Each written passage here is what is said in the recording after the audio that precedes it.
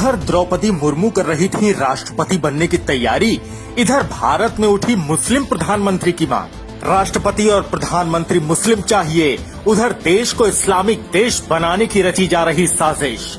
भारत में मुस्लिम पीएम की मांग, बांग्लादेश पाकिस्तान में कोई हिंदू प्रधानमंत्री क्यों नहीं बनता। अगले 24 घंटे के अंदर देश को नया राष्ट्रपति मिल जाएगा, लेकिन अचानक से ये मांग उठने लगी है कि भारत में मुस्लिम प्रधानमंत्री और राष्ट्रपति होना चाहिए। क्या देश में पीएम मोदी की जगह किसी और को प्रधानमंत्री बनाना जरूरी है? अगर नहीं तो इसकी मांग कौन कर रहा है और इसके पीछे की खतरनाक वजह क्या है, इसे जानना और समझना बहुत जरूरी है।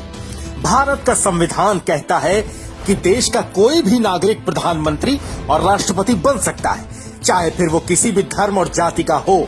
लेकिन कोई मुसलमान प्रधानमंत्री क्यों नहीं बना, इसकी बहुत बड़ी वजह है, जिसके बारे में जानना आपके लिए बहुत जरूरी है। ये वजह क्या है, इस रिपोर्ट में हम आपको बताएंगे। लेकिन देश में मुस्लिम प्रधानमंत्री बनाने की मांग क्यों उठ रही है, पहले ये जान लीजिए। पूर्व राज्यसभा सांसद और पत्रकार प्रतीश नंदी ने सबसे पहले ट्वीट किया, जिसके बाद ये बवाल मच गया।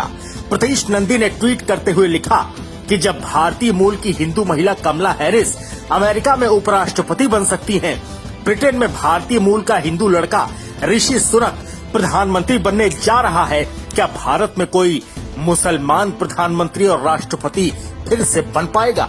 आमतौर पर दुनिया भर के देशों में जिस धर्म के लोगों की संख्या ज्यादा होती है, प्रधानमंत्री भी उसी धर्म का होता है। इस लिहाज से भारत में सिखों की संख्या चौथे नंबर पर आती है, लेकिन 10 साल तक देश के प्रधानमंत्री मनमोहन सिंह रहे। मुस्लिम कट्टरवादी विचारधारा कैसी है, इसे कांग्रेस भी समझती है। शायद यही वजह थी कि नेहरू से लेकर सोनिया गांधी तक किसी ने भी किसी मुस्लिम को प्रधानमंत्री बनने के लिए उनका नाम आगे नहीं किया। जो लोग भारत में मुस्लिम प्रधानमंत्री की मांग कर रहे हैं, क्या पाकिस्तान और बांग्लादेश सहित 57 मुस्लिम देशों में कोई हिंदू प्रधानमंत्री बन सकता है?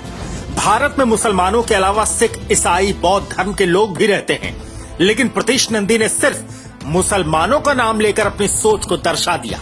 इसके साथ ही वो एजेंडा भी खुलकर सामने आ गया, जिसके जरिए भारत को 2047 तक मुस्लिम देश बनाने की साजिश रची जा रही है। बिहार में पीएफआई से जुड़े 2 आतंकियों के पास से भारत को 2047 तक इस्लामिक देश बनाने के सबूत मिले।